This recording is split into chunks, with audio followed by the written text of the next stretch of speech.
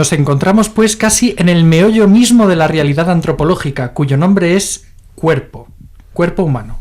Sin embargo, como es fácil observar, este meollo no es solo antropológico, sino también esencialmente teológico. La teología del cuerpo, que desde el principio está unida a la creación del hombre a imagen de Dios, se convierte en cierto modo también en teología del sexo, o mejor, en teología de la masculinidad y de la feminidad, que aquí en el libro del Génesis tiene su punto de partida. El significado originario de la unidad, testimoniada por las palabras del Génesis capítulo 2, 24, tendrá amplia y lejana perspectiva en la revelación de Dios. Esta unidad a través del cuerpo, y los dos serán una sola carne, tiene una ética, como se confirma en la respuesta de Cristo a los fariseos en Mateo 19, y también una dimensión sacramental, estrictamente teológica, como se comprueba por las palabras de San Pablo a los Efesios, capítulo 3, que hace referencia además a la tradición de los profetas Oseas, Isaías y Ezequiel, de una catequesis de Juan Pablo II sobre la comunión interpersonal e imagen de Dios, el amor humano en el plan divino. ¿Una catequesis o el libro de Juan Pablo II? Una de las catequesis que está publicada, efectivamente. Pues nada, bienvenidos al Club Dalroy. Estoy aquí con Santi Ubel, el nieto bastardo de Kierkegaard. Y nos acompaña, como siempre, Javier Rubio, un holograma del doctor Angélico, que hoy ha tomado la palabra con mucho énfasis. Y tenemos aquí también el gusto, el honor y el placer de que nos acompañe el padre Jaime Rodríguez, que es, ante todo, un muy buen amigo. Eso no sé cómo enfatizarlo lo suficiente. Y es, además, un sacerdote, legionario de Cristo, licenciado en filosofía, doctor en teología, con un doctorado precisamente sobre teología del cuerpo, sobre la masculinidad y la feminidad, varón y mujer. Luego también ha trabajado durante muchos años como secretario general dedicado a cuestiones burocráticas, además en un momento complicado de la historia de la Legión. En algún momento tendremos también que hablar. Ese es sobre... otro podcast. Sí, no, totalmente, pero lo quiero señalar para que quede claro que tenemos que hablar también de eso en algún momento, sobre la Legión, el Regnum Christi y su carisma. De hecho, estamos planeando hacer una colección de podcasts sobre distintos carismas y distintos movimientos. Pero hoy vamos a hablar sobre el tema de la teología del cuerpo. Mucho más interesante. Maravilloso. Muchísimas gracias, padre Jaime. Y además, para que veáis que no hablamos siempre de temas atemporales, fuera del tiempo, ¿verdad? Sino que estamos muy metidos en la actualidad. Hace unas semanas teníamos una campaña del Ministerio de Igualdad. Siempre hace unas campañas maravillosas, ¿verdad? Entonces en esta nos invita, de hecho, dice, hablemos de sexo, del placer a los 60, del consentimiento. Aparece una chica joven, con un poco de sobrepeso, que está en ropa interior encima de un chico, como dominándolo, y dice, ahora que ya nos veis, hablemos del feminismo, hablemos de sexo.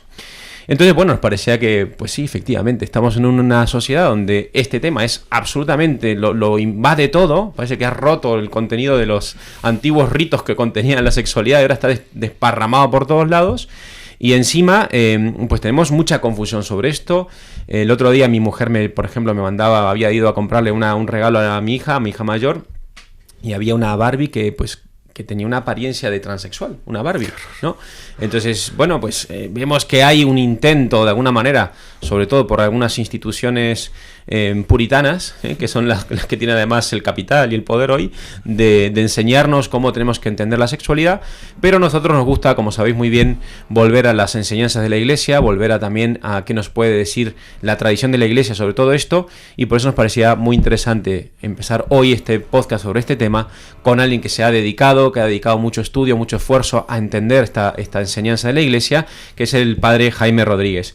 Así que sin más, yo creo que lo primero sería igual que nos cuente un poquito qué es esto de la teología del cuerpo y por qué es tan necesaria hoy. Sí, antes, mientras te escuchaba hablar, me estaba acordando del discurso de Juan Pablo II en Cuatro Vientos, cuando les decía a los jóvenes, se puede ser moderno y fiel a Jesucristo. Porque en este tema, cuando uno habla de lo que dice la Iglesia o de la antropología del Génesis, enseguida las personas piensan que te van a proponer un estilo de vida del pasado, que tienes que salir del mundo para vivirlo, que no vas a ser normal, y esto es todo lo contrario. Yo la experiencia que tengo, y así voy a la pregunta, es la contraria, es que cuando yo les he hablado a los jóvenes sobre la belleza del amor humano en el plan divino, sobre lo que es el matrimonio como sacramento, sobre lo que es la sexualidad como lenguaje del cuerpo, y lo haces con verdad, y lo haces también con pudor, y de una manera bella, atrae, y la gente quiere vivirlo.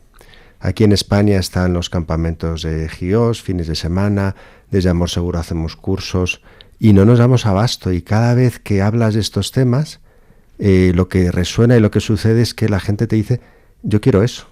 Acabamos un curso de teología del cuerpo y vino un chaval que tenía piercings por toda la cara y acaba el curso y me dice, mira padre, no he entendido nada de lo que me has dicho, pero he descubierto que esa es la verdad y no lo que yo he vivido hasta ahora, hablando tú de las campañas del ministerio. ¿Qué tengo que hacer para poder seguir formándome en? Entonces, pues esa es una experiencia personal, pero nos trae la teología del cuerpo. Yo me sentí atraído a la teología del cuerpo por eso, por ver que es actual, que habla el joven de hoy, porque las personas somos personas, siempre, ayer, hoy y siempre, y Cristo es el mismo ayer, hoy y siempre. Y por eso me sentí atraído a la teología del cuerpo. ¿Y qué es la teología del cuerpo? Pues ya lo decía Javier al inicio, Juan Pablo II, cuando lo eligen papa, sabemos que los papas tienen audiencias generales los miércoles. Él tenía un tratado de antropología teológica ya escrito en el que se quería dar una respuesta a la problemática acerca de Humane Vitae. Pablo VI en el año 68 publica una encíclica en la que la Iglesia no acepta la anticoncepción. Ya la Iglesia anglicana la había aceptado en los años 30, otras iglesias también, había mucha presión. Y Pablo VI, en contra del informe de la mayoría, una serie de moralistas y teólogos y expertos, dice que no. Pero pues se queda solo en la Iglesia porque pues ni siquiera los pastores y las universidades pontificias estaban de acuerdo con esto.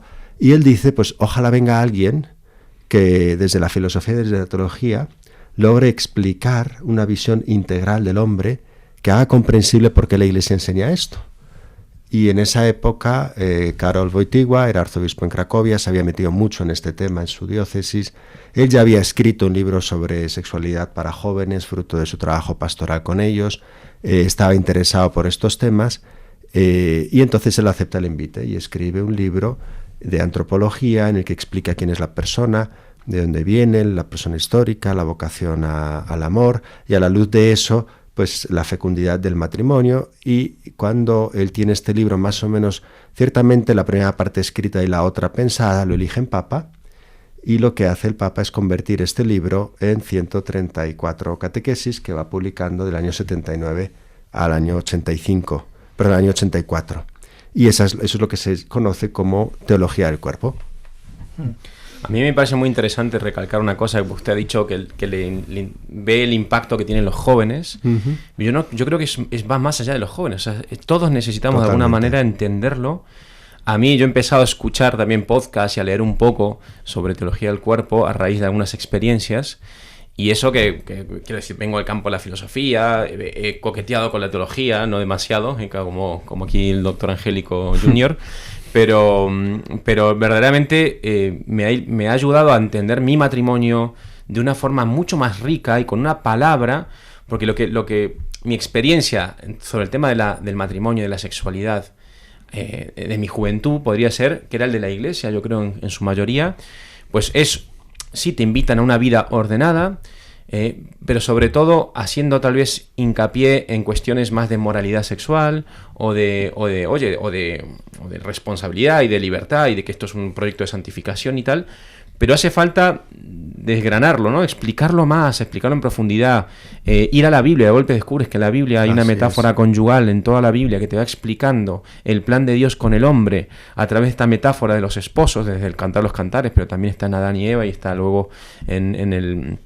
las cartas paulinas, y aparece en todos lados diseminado esta idea de que Dios desposa el alma, Dios quiere ese encuentro, esa unión, y que entonces tu matrimonio es como signo de todo eso. Entonces todas estas palabras a mí me resuenan muchísimo en el corazón, y yo creo que además que son algo muy necesario al día de hoy, porque necesitamos palabras. Entonces los jóvenes que entiendo que escuchan esto, y también los mayores que escuchamos esto, de repente algo dice, oye, era esto lo Eso que yo es lo estaba que yo viviendo, quiero, sí. esta es la palabra que necesitaba para entenderme yo, para entenderlo mejor, para darme mejor, para darle un sentido mayor a todo esto, que lo que normalmente por ahí, entonces antiguamente se entendía. Entonces la gente decía, no, es que los padres no le hablan a sus hijos de sexo.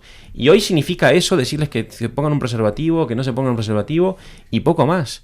Y yo quisiera que esto se expandiera por toda la iglesia, que fuese parte de la catequesis normal, para también transmitirle a nuestros hijos y transmitirle a los chicos pues una elevación de todas estas dimensiones del humano. Así es, yo estoy convencido de que aquí tenemos ahora que hemos vivido el COVID y se ha inventado una vacuna, sin entrar en polémica sobre las vacunas, más allá de eso, lo que quiero decir es que la teología del cuerpo es una vacuna para la peor de las epidemias y de las pandemias, que es la disolución de los vínculos, la crisis de los valores, la fragmentación del cuerpo, de la persona. Sí. Entonces, tenemos una vacuna. George Weigel, que es un biógrafo del Papa, decía que cuando que Juan Pablo II había dejado en la teología del cuerpo una bomba de relojería. Dijo, la dejó y explotará a mitad del siglo XXI, cuando Ojalá. ya no esté.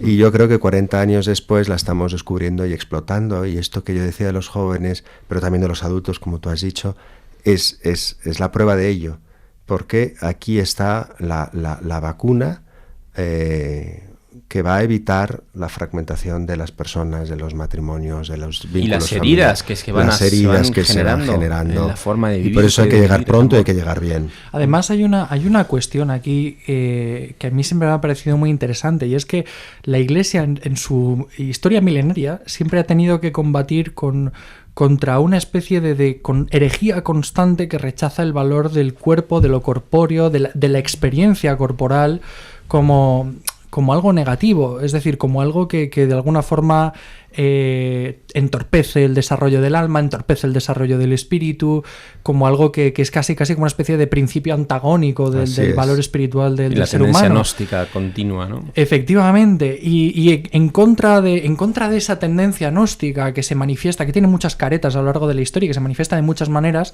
la Iglesia, en la tradición de la Iglesia, siempre ha apostado por mostrar la belleza, ¿no? Por la predicación incluso de un cierto valor estético. Y es verdad que ha habido momentos en la Iglesia en los que se ha caído en una predicación más moral y quizá más apuntando más hacia la estética, ¿no? También hay que tener en cuenta que pues eso, que cada historia tiene sus momentos. Así es.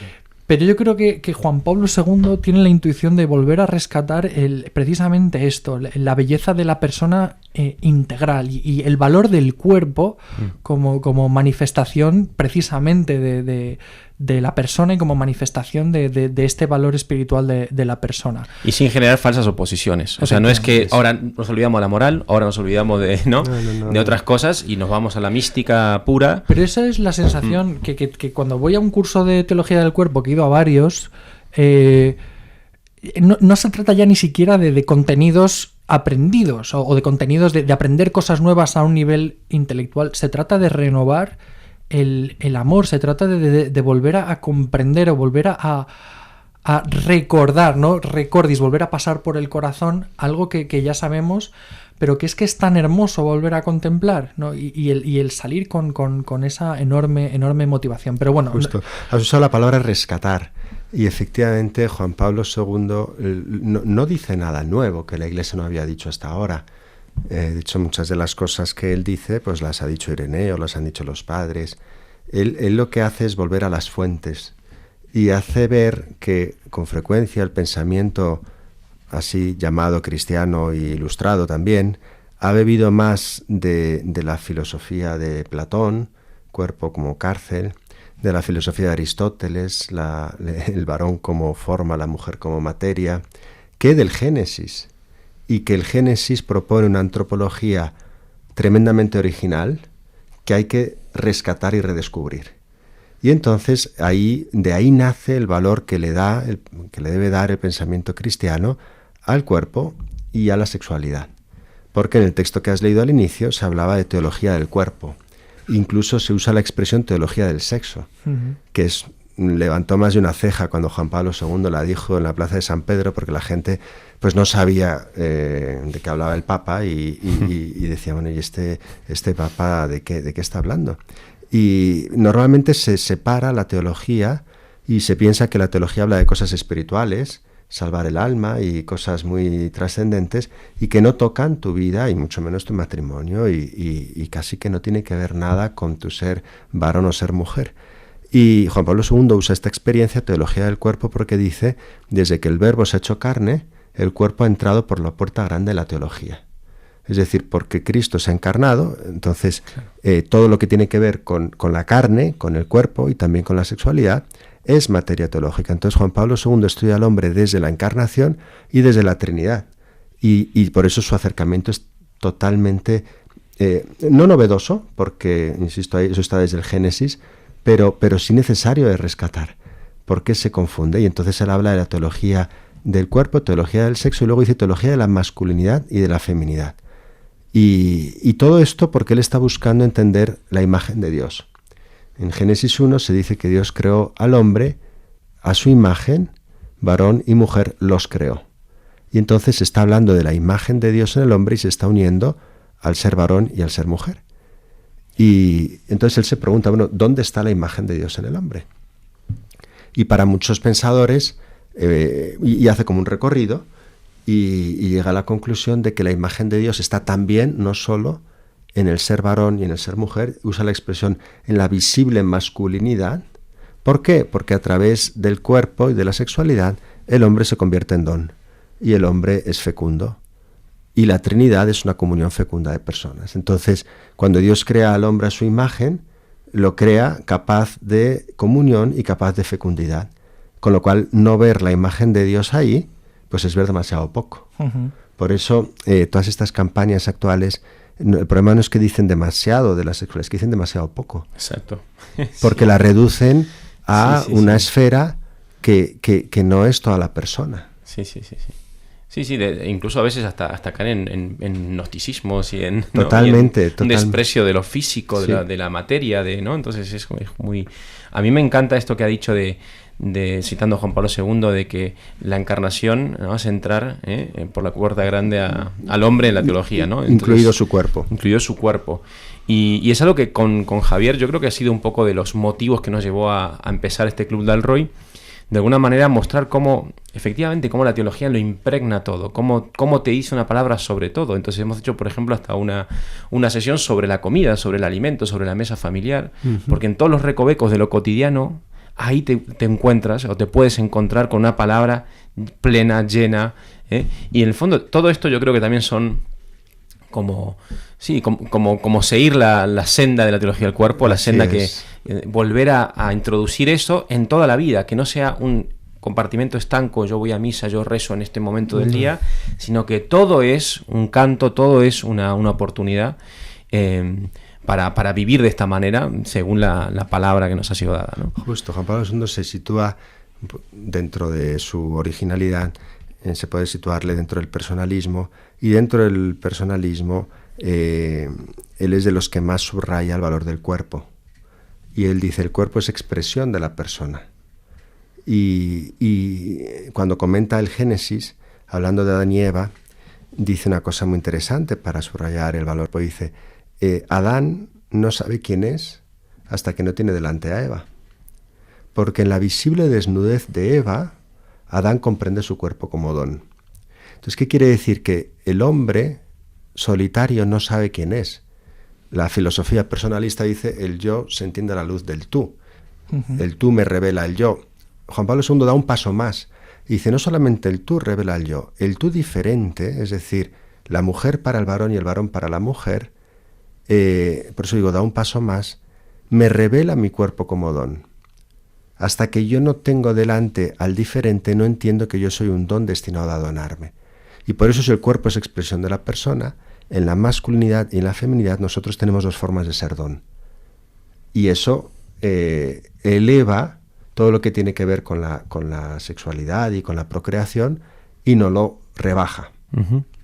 Por eso el papel del cuerpo y que la imagen de Dios esté en el cuerpo. Esto fue un problema teológico muy interesante porque San Pablo dice en algún momento que el varón es imagen de Cristo y la mujer es imagen del varón. Entonces pareciera que la mujer es imagen derivada de Cristo.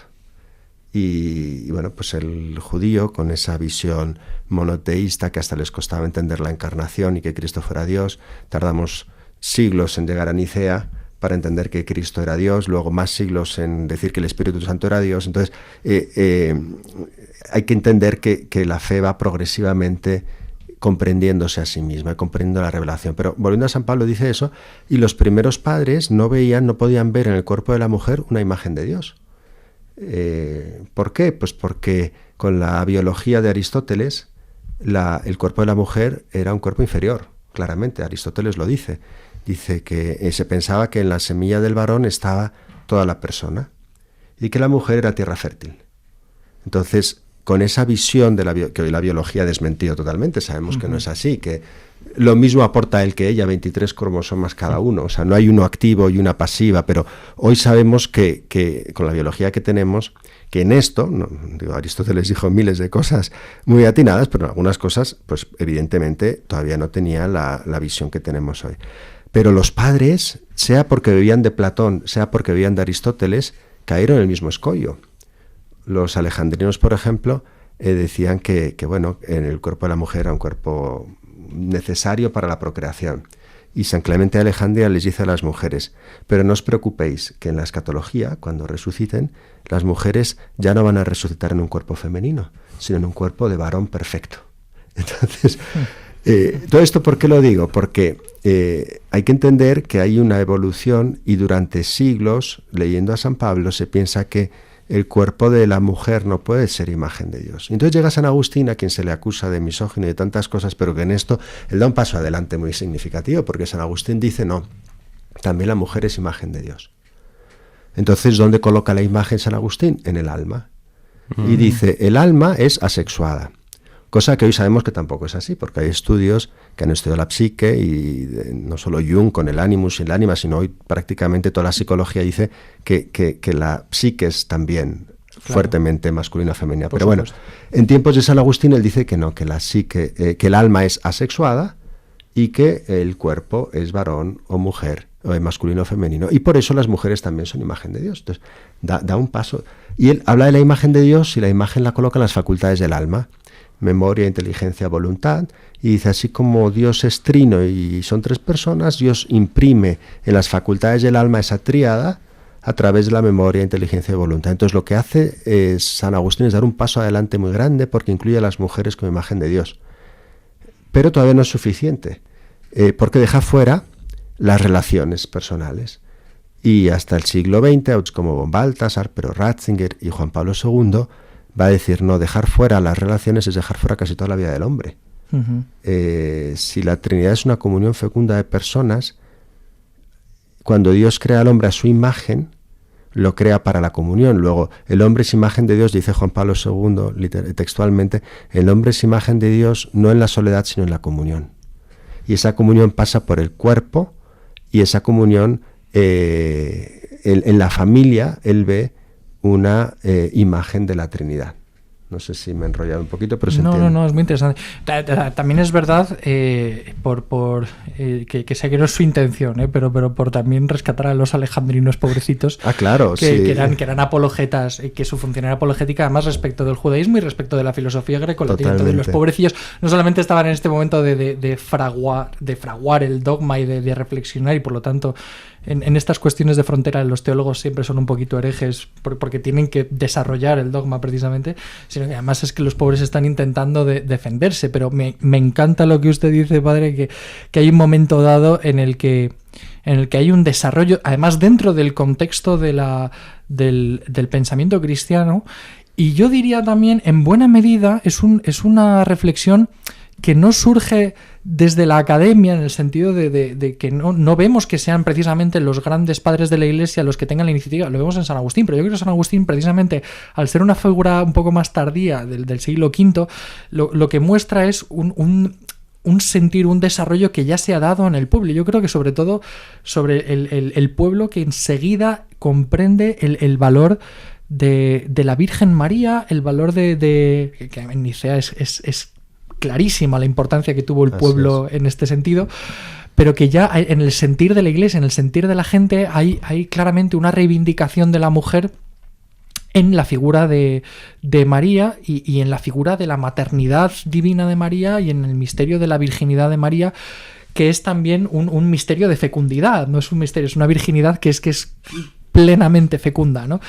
Y cómo esto imprime en el pensamiento de la Iglesia una especie de continuo ensalzamiento, de progresivo ensalzamiento de la figura de la mujer y del cuerpo de la mujer, que a mí me parece que por supuesto, en el siglo XX, con la filosofía personalista de los autores que usted ha señalado, Maritain, Bonne, Baltasar, pues adquiere, por supuesto, su versión más sofisticada y desarrollada. Pero yo siempre recuerdo, porque me impactó muchísimo, en la Capilla Sixtina, ver el profeta Ezequiel, uno de los videntes, que además es el profeta de la Encarnación, que se está girando hacia un ángel, como escuchando la revelación de un ángel que está señalando hacia arriba.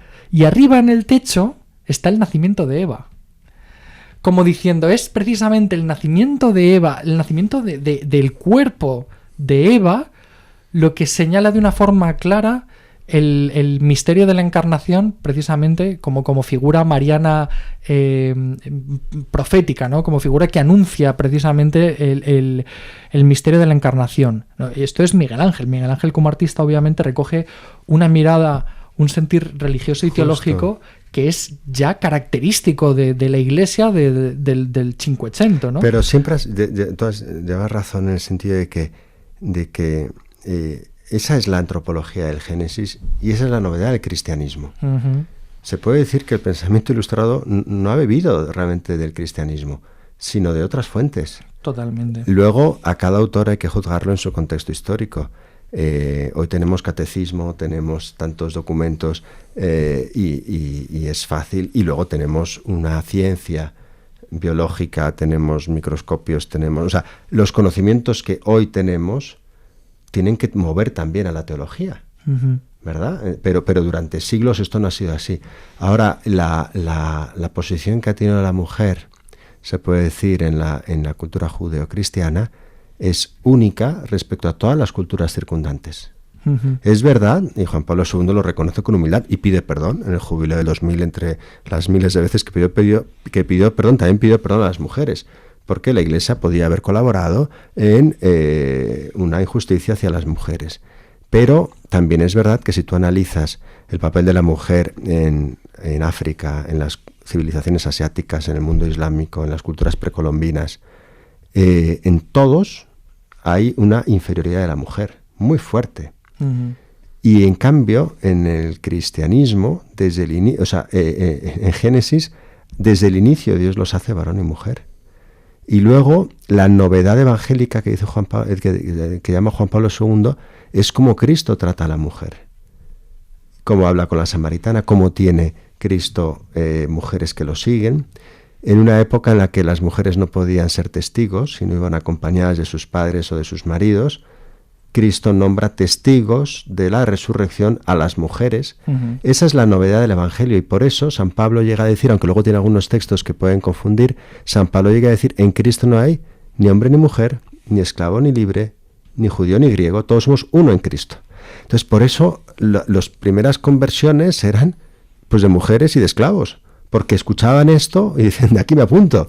Claro. Entonces ese mensaje de igual dignidad dentro de la diferencia no ha permeado suficientemente la cultura cristiana, porque también el Evangelio, al inculturizarse, a veces se diluye, pierde matices importantes, y no solamente con el tema de la igualdad varón-mujer. Hoy nos cuesta entender, por ejemplo, que durante siglos, hasta antes de ayer casi, hombres cristianos aceptaran la esclavitud. Uh-huh. Y hoy decimos es imposible, es algo que va contra la dignidad de la persona, pero bueno, hoy no somos víctimas de una cultura así.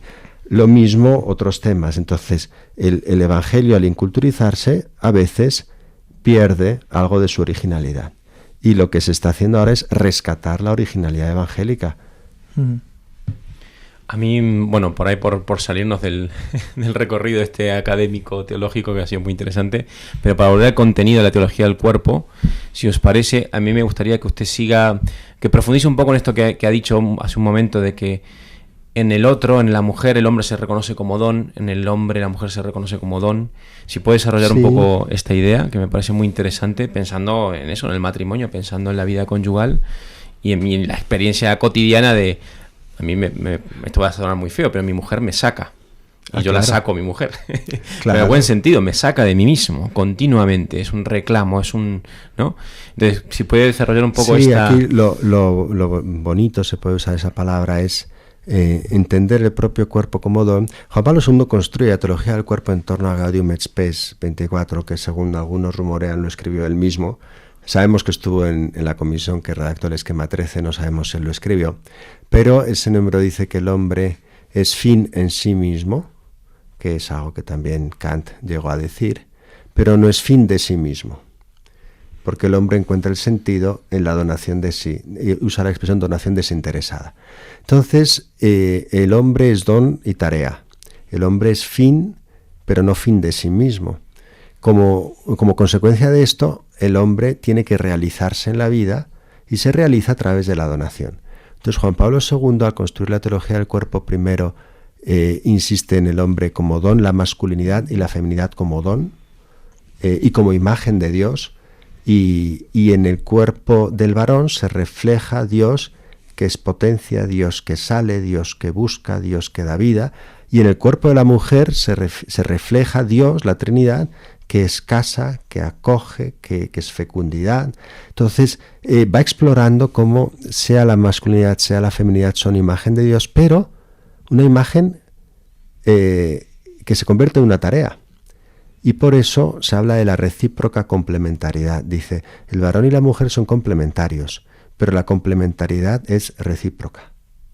No se debe entender complementariedad como andrógino. Efectivamente, que te falta la mitad. Sí. ¿Verdad? Platón había escrito ese mito y explicaba la sexualidad como que tiendes a tu otra mitad. Y no, para Juan Pablo II somos dos naranjas completas, no medias naranjas. Pero la unidad es fruto del amor, como la unidad de la Trinidad es fruto del amor. Y entonces, en el fondo, Juan Pablo II dice, el varón no se entiende sin la mujer y la mujer no se entiende sin el varón, porque no entienden sus cuerpos como don. El varón está llamado a llevar a plenitud su imagen de Dios recibida y madura convirtiéndose en padre. Y la mujer está llamada a llevar a plenitud su feminidad y lo hace convirtiéndose en madre. Pero el varón no puede ser padre solo y la mujer no puede ser madre sola. Necesita al otro que, como tú has dicho, te descentra, te saca de ti, es diferente a ti, y en esa comunión de dos diferentes se es fecundo. Y así como en la Trinidad el amor del Padre y del Hijo, el Padre ama al Hijo, el Hijo ama al Padre, el Padre ama al Hijo, el Hijo ama al Padre, y ese amor del Padre y del Hijo es fecundo, y de ambos procede el Espíritu Santo, de dos son tres fuera del tiempo, porque las procesiones divinas están fuera del tiempo. El reflejo de eso, de esa comunión fecunda de personas que es la Trinidad, sucede cuando dos se aman y son fecundos y se convierten en tres, de dos son tres. Entonces la persona tiene una estructura dual y la persona madura está llamada a ser fecunda. ¿Y qué es lo que nos acerca más a Dios? Dar vida. Cuando un varón se convierte en padre, una mujer se convierte en madre, hace una experiencia profundamente de trascendencia, decir, esto me supera, o sea, lo que yo... Entonces, el situar ahí las relaciones familiares es muy importante porque saca la reflexión del individualismo, pero también del colectivismo, porque la célula central es la familia, y la persona tiene un índole familiar, y entonces así es como él va construyendo este relacionamiento. No sé si te cuento un poquito cómo son los ciclos o... A mí vamos, es que escucharle hablar me surgen un montón de temas interesantísimos, pero hay una cosa que usted ha comentado y en la que yo creo que merece la pena incidir, y es en el hecho de que en la sacramentalidad se muestra precisamente la lógica del don, en el sentido de que estamos acostumbrados precisamente porque somos modernos, a entendernos como protagonistas de nuestra propia vida en un sentido individualista, en un sentido constructivista, en un sentido pelagiano, ¿no? Del decir... Yo me realizo a mí mismo. Efectivamente, ¿no? Y por lo tanto también en esta misma lógica se puede entender pues que si yo entiendo que mi cuerpo no se adapta a esa realización, pues yo adapto el cuerpo a lo que yo entiendo que es mi realización. Cuando desde la lógica del sacramento es al revés, es que mi cuerpo no es ni siquiera... Es para la donación al otro, para la donación no solamente a la mujer o al varón, sino también a los hijos, ¿no? A los amigos, ¿no? Y en ese sentido hay también el cuerpo en ese sentido está pensado también en esa clave de amor que es la que realmente nos redime.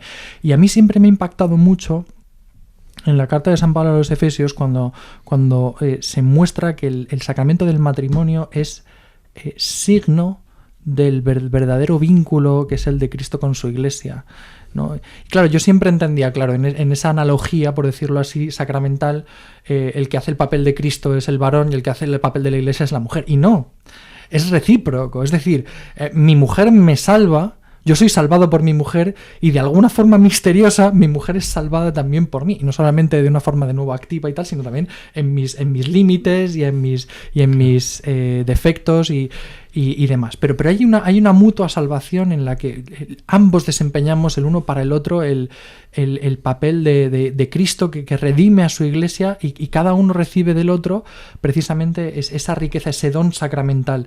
Entonces, precisamente, y lo comentaba también Juan Pablo II en ese texto, ¿no? La visión del matrimonio como sacramento es lo que nos saca de una vivencia egoísta, individualista, de buscar el propio placer, el propio disfrute, el propio provecho, ¿no? El decir, ¿cómo superamos la pandemia de las separaciones, de los divorcios? Esto que acabas de decir, o sea, conocer, comprender y explicar la sacramentalidad del matrimonio que hace distinto, porque el matrimonio existía antes de Cristo, por supuesto, como una institución natural, pero Cristo lo eleva a sacramento. ¿Qué significa que Cristo asume esa institución y la eleva a sacramento? Que el principio de la analogía de los esposos es la comunión de las personas divinas y el amor de Cristo a la Iglesia. Y esto uno al principio dice, bueno, pues qué lejos, ¿no? O sea, yo con mi mujer estoy aquí viendo si llegamos a fin de mes y quién lleva a los hijos al cole, ¿no? Pero cuando se logra bajar, eso significa que esos esposos que se aman están haciendo presente la comunión de las personas divinas. Porque ellos no saben amarse como el otro merece ser amado. O sea, por muy tipazo que seas, tú no puedes amar a tu mujer como ella merece, pero también al revés. Efectivamente. Entonces, el mejor amante no sacia a la esposa y la mejor amante no sacia al marido. Entonces, el matrimonio es signo, es sacramento, la realización plena de esa comunión, porque aquí la comunión de personas no es del todo posible, porque siempre hay una esfera de ti que no puede entrar en comunión, porque eres insaciable, eres insondable. En cambio, con Dios decimos, tú me sondeas y me conoces. Sabes cuándo me despierto y cuándo me levanto. Entonces, solo Dios puede penetrar plenamente la intimidad de una persona y saciar esa sed de amor, porque una sed infinita no la puede llenar una persona finita. Dicho esto, ¿en qué significa, cómo se traduce esto para los esposos que se aman? Que lo que yo no puedo hacer, lo puede hacer Cristo por mí. Yo no puedo saciarte, pero Cristo a través de mí sí. Y yo tengo que aprender a amarte a ti como ama Cristo a la Iglesia. ¿Cómo ama Cristo a la Iglesia? Lo tenemos escrito en la carta a los Efesios, ¿no? Cristo no espera que la Iglesia sea perfecta para amarla. Cristo con su amor la hace perfecta, bella, inmaculada, sin mancha, sin arruga. Ese es y eso supera, por muy buenos que seáis los dos, no os conozco cómo es vuestro matrimonio, pero por muy bueno que se sea, amar así supera las posibilidades de una persona. Totalmente. Pero cuando esa persona es habitada por la gracia, por la Trinidad entera, Dios la eleva y la capacita para amar así. Y es muy bonito ver cómo, la manera como Cristo ama a la Iglesia la tenemos en la carta a los Corintios, sin límites, todo lo espera, todo lo perdona, todo lo disculpa. Cada cónyuge podría decir eso de su marido, de su mujer. Mi mujer no tiene envidia, mi mujer es servicial, mi mujer todo lo espera, todo lo disculpa, y al revés. Y así, con esa forma de amar como Cristo ama a la Iglesia, la pandemia de la que hablábamos, desaparece. Donde no hay amor, pon amor y sacarás amor. Pero la pregunta es, ¿puede una persona amar así? No, si no bebe de la fuente. Además es que, o sea, escuchándolo hablar, yo tenía, o sea, la experiencia real, viva, psicológica de ese amor. O sea, yo en el momento en que soy capaz de ir más allá de los defectos de mi esposa, más allá de sus límites, más allá de su fragilidad, siempre me pasa que reconozco, no soy yo el que está amando así. O sea, a mí no me saldría. Es que yo no puedo. Entonces de repente cuando sucede eso, siento la presencia de Dios que dice, o sea que vamos, que me sacude y me dice, no, o me vuelve a recordar, oye, no estás amando como te estoy pidiendo. Entonces, eso es como, en mi caso es muy, no sé si te pasa a ti, pero a mí es muy soy muy consciente también, que no soy yo. Y también al revés, ¿eh? Sí. Porque hay una tentación, yo creo, muy fuerte en la relación de pareja del decir, voy a mejorar a mi mujer en el sentido de que los defectos que yo constato en ella, pues incluso con una buena intención de decir, oye, sí, pues, la voy a arreglar. Efectivamente, que termina siendo algo tremendamente tóxico, que es lo que se dice. Y al revés, ellas quieren arreglarlos a ellos también. Claro, y ellas, por supuesto, y con más razón, por lo general. Casos. Pero hay una cosa increíble, y es que cuando entras en en esta dinámica del don, que yo siempre, a mí me ha ayudado mucho a entenderlo precisamente el cómo se contempla un icono, ¿no? Que el icono no está hecho para ser contemplado, sino para ser tú contemplado por el icono. Entonces, ya no eres tú el que eres el agente, el actor, sino eres tú el que te comprendes a ti mismo. Desde. Efectivamente. Entonces, yo quiero ser mejor precisamente para estar a la altura de ese amor con el que Dios me ama a través de la mirada de mi mujer. Es eso lo que acabas de decir. Dios me ama a través de la mirada de mi mujer. Y cuando yo miro a mi mujer, debo descubrir que ella, antes de ser mujer mía, es amada por Dios. Efectivamente. Y eso lo cuenta en la teología del cuerpo cuando Dios le presenta a Eva a Adán, que dice que es recíproco, lo mismo pasa si Dios presenta a Adán a Eva. Dice, antes de ser esposos y amantes, son hermanos, hijos del mismo Dios. Y antes de ser él de ella y ella de él, ambos son de Dios. Entonces, él recibe a ella, Adán recibe a Eva, como alguien amada, como Eva es amada por Dios, y Dios se la presta a Adán y le dice, ámala en mi nombre. Entonces, es más tuya que mía. Y yo estoy llamado a custodiarla y a amarla como la amarías tú. Y al revés. Muy distinto, por eso a veces se dice que el varón tiene que seducir y tiene que conquistar, y tiene parte de verdad, pero sobre todo tiene que acoger el don que la mujer es y amarla de esa manera. Y entrar en la lógica del don que te saca de ti y te hace descubrir que antes de ser amantes, tú y ella sois ambos de Dios. Eso en el relato del Génesis se explica. Es que estoy pensando en cómo empezábamos y qué distinto, ¿verdad? Cómo se vende hoy, ahora también esta secretaria del ministerio, la Pam, ¿no? La famosa Pam, que decía... Estaba escandalizada en una conferencia, estaba escandalizada porque decía que decía, no puede ser todavía que las mujeres, el 75% de las mujeres del mundo prefieran tener relaciones sexuales con un hombre a autosatisfacerse en la masturbación, ¿no? O sea, lo decía como escandalizada.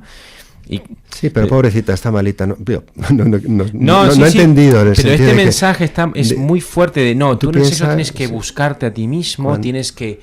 ¿no? Satisfacerte a ti mismo, tienes que sentirte a ti mismo, pero como es una forma de algo que está hecho para la relación, está como propuesto como un aislamiento, como un... Así es, y es insaciable. No hemos hablado de la estructura de los ciclos, pero cuando Juan Pablo II, en el segundo ciclo, habla del hombre caído, hace ver que la persona queda fragmentada y claro, se ha dividido, se ha separado la sexualidad del cuerpo y de la persona. Y se usa del cuerpo y se usa de la sexualidad como si fuera un objeto del que yo me sirvo, y el lenguaje del cuerpo deja de ser expresión de la persona. Entonces, esa persona fragmentada que se ha separado de su cuerpo y lo usa como un objeto, y la sexualidad la usa como una fuente de placer solamente, y no como un lenguaje, fin en sí mismo, y no como un lenguaje de intimidad, ni como expresión de un don y de una comunión, cae en lo que Juan Pablo II habla de la insaciabilidad. Dice, la sexualidad se convierte en una fuerza autógena que no satisface porque nunca da lo que promete. Entonces, pues la experiencia, si vemos, no hay suficientes clínicas para atender o psicólogos a tantas personas adictas porque se ha caído ahí, en una fuerza que se alimenta a sí misma, pero que nunca satisface, porque tú lo que buscas no es el placer, tú buscas la comunión, tú buscas la intimidad, tú buscas no estar solo. Y entonces, cuando separas la sexualidad del amor, la sexualidad se convierte en un ídolo que tiraniza a las personas y nunca es suficiente. Y entonces una experiencia te lleva a otra, una experiencia te lleva a otra, y se crean unas dinámicas de insatisfacción total.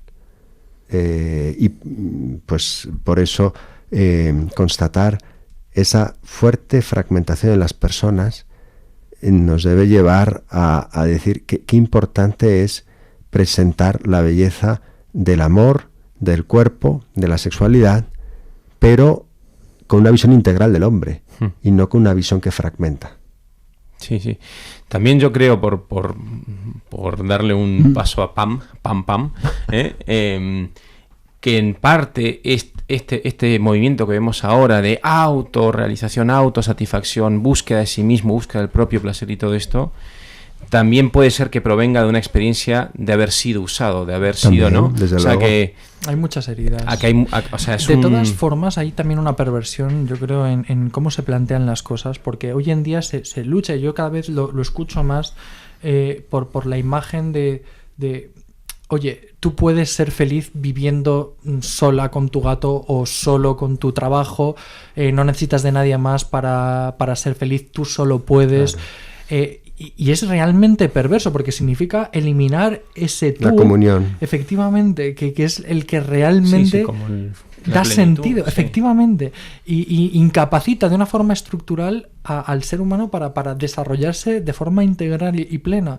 Y por supuesto, si tú eliminas ese tú que complementa, que enriquece, que da sentido, que redime en cierto modo, pues obviamente te quedas completamente abocado a todas estas estructuras de autoperversión y de autofragmentación y de ruptura y me parece realmente asombroso que además contraintuitivo, porque siempre hemos insistido, al menos claramente desde la filosofía y de la teología, una y otra vez, y hemos constatado que es que somos felices cuando nos damos a los demás.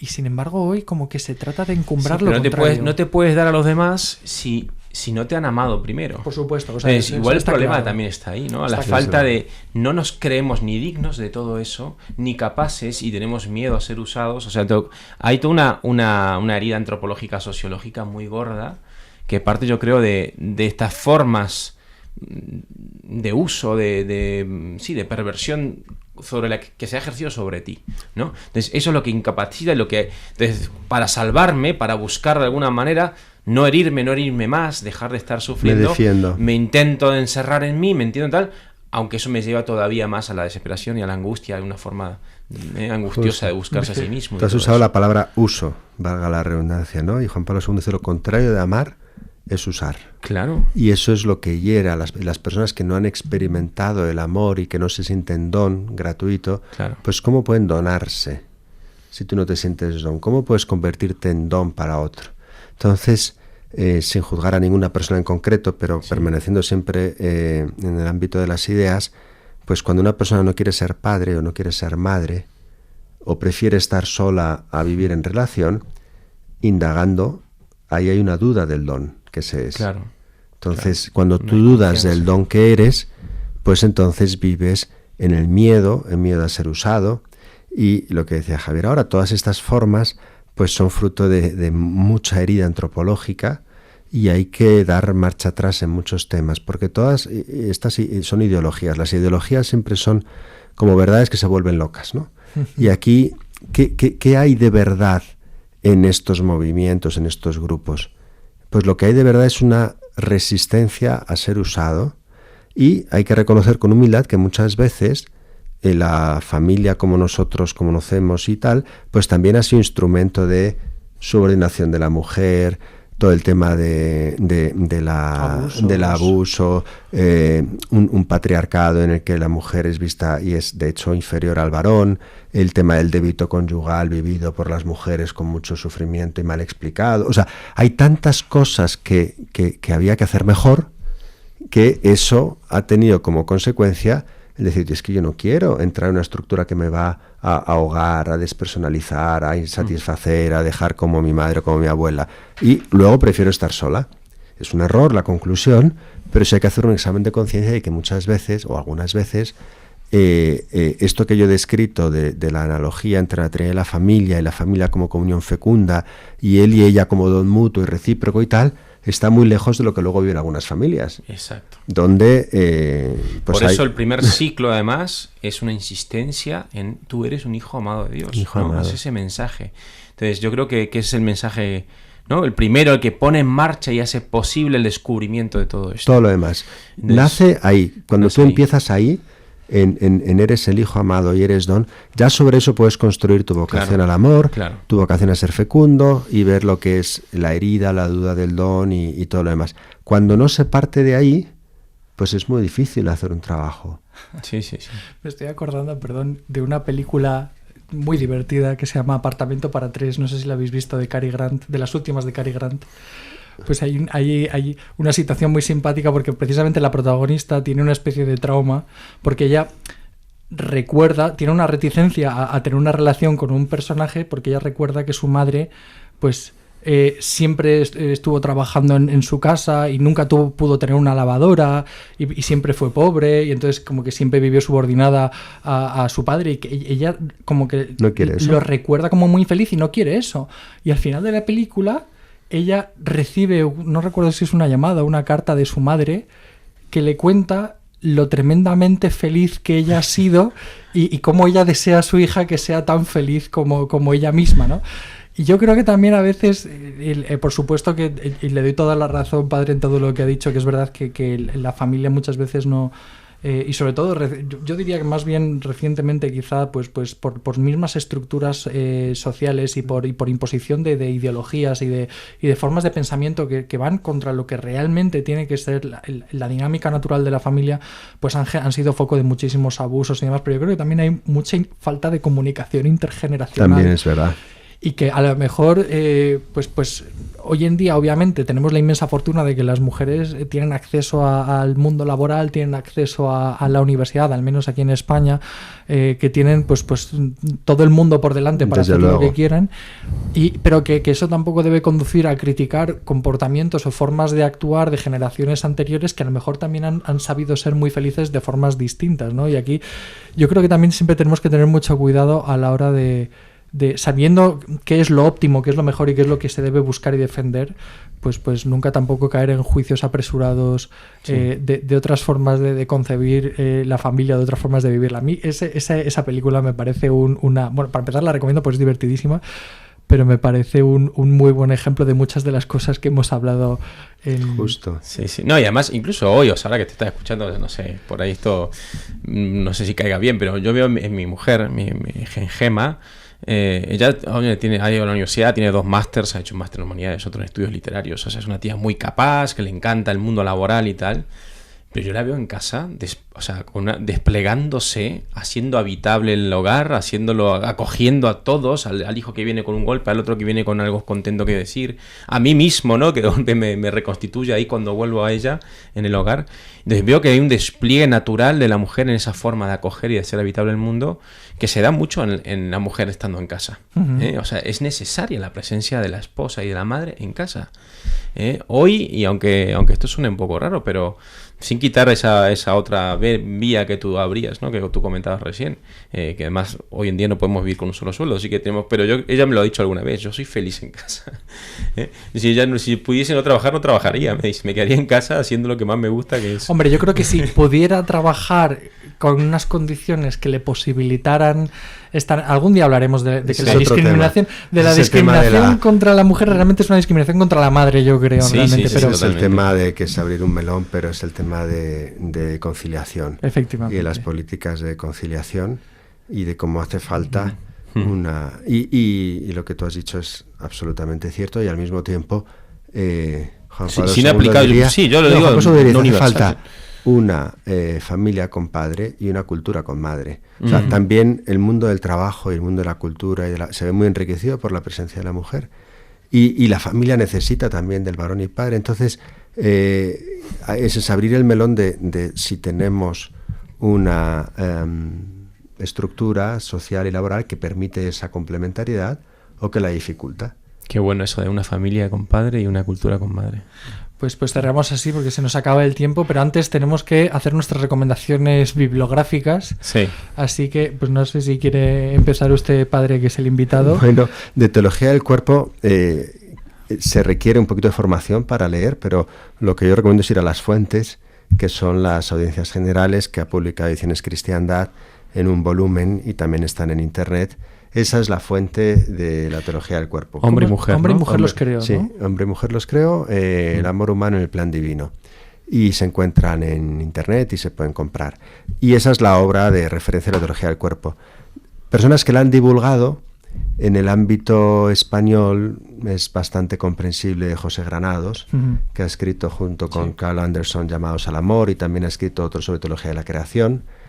En el ámbito inglés muy divulgador, pero también profundo, Christopher West. Él tiene uno así, For Dummies, que es teología del cuerpo para principiantes, pero también tiene una obra que es la teología del cuerpo explicada, en la que se ve que no es solo un divulgador, sino que también ha estudiado. En Francia es Yves Semen, el que creo yo que se puede recomendar porque... que hay alguna obra traducida al español, de hecho. También, sí, la teología de Juan Pablo la II, sexualidad ¿no? de San Juan Pablo II, Sí. la teología, y también él toma los ciclos y se presenta de una manera muy, muy comprensible. Y en Italia existe mucho, yo recomendaría leer a Scola, leer a Cafarra. Puedo después mandaros algunas obras que hablan genial. de esto. Bueno, pero de Escola y de Cafarra se puede leer todos, son dos grandes. Sí. Además, bueno, esta es otra anécdota, pero Scola, cuando fue rector de la Lateranense y de antropología, Juan Pablo II le llamó para decirle cómo era la antropología que había que explicar. Y dijo, es la del Génesis. Entonces, antes de dar clases, tenía clases particulares con Juan Pablo II, que le corregía los apuntes. Por eso Scola, esto lo publica él en sus memorias, es uno de los que conoce bien el pensamiento de Juan Pablo II sobre antropología. Qué lujo. Santi, ¿nos recomiendas tú algo? Yo, bueno, lo ha mencionado el padre, pero voy a romper la regla de un libro y voy a hablar de un podcast, que es el que yo me pongo por las mañanas cuando vengo a trabajar muchas veces y lo tengo como casi mi momento de meditación diaria, que es el de Ask Christopher West, que es un podcast en inglés donde se le hacen preguntas relativas a la vivencia del matrimonio, de la sexualidad y tal, desde la luz de la teología del cuerpo. Entonces dura media hora, es muy divulgativo pero muy profundo también, es un hombre muy profundo, muy creyente, lo más lo hace con su esposa, entonces es maravilloso el podcast. Pero vamos, con Wendy, a mí de verdad que me ha ayudado y me ha hecho volver a casa, a veces vuelvo y le doy un abrazo a mi mujer, ¿no? Porque si tú eres aquí el camino y no sé qué, ¿no? Entonces está muy bien y es verdad que tiene el handicap de que es en inglés, pero bueno, lo recomiendo de todas maneras. Yo voy a hacer un poco de trampa, pero es una trampa relativa, porque voy a recomendar la Divina Comedia, pero voy a recomendar la Divina Comedia, la edición que hemos hecho en esta universidad, que es la comentada por Franco Nembrini. Porque Franco Nembrini, que es también un teólogo, divulgador y es una persona magnífica, tiene unas introducciones y unos comentarios a los cantos, precisamente, que tienen que ver con la relación entre Dante y Beatriz, que bebe muchísimo de la teología del cuerpo y bebe muchísimo de las intuiciones fundamentales de Juan Pablo II de una forma explícita. Y eso, desde mi punto, a mí al menos me ha ayudado a enriquecer muchísimo, no solamente la lectura de Dante, sino también la comprensión de mi propia vida matrimonial a la luz de la Divina Comedia. Y yo creo que es otra capa de lectura de esta obra tan maravillosa, tan poliédrica, tan rica y tan fecunda que tenemos que tener en cuenta. Entonces, la tienes que mandar, luego me dejas una copia. Sí, no, es buenísimo, es buenísimo. Pues nada, muchísimas gracias al padre Jaime. Gracias a vosotros. Y con esto, pues, yo creo que hemos encontrado un fichaje futuro muy interesante aquí. Bueno, un interlocutor de lujo. Pues nada, muchísimas gracias y nos vemos pronto.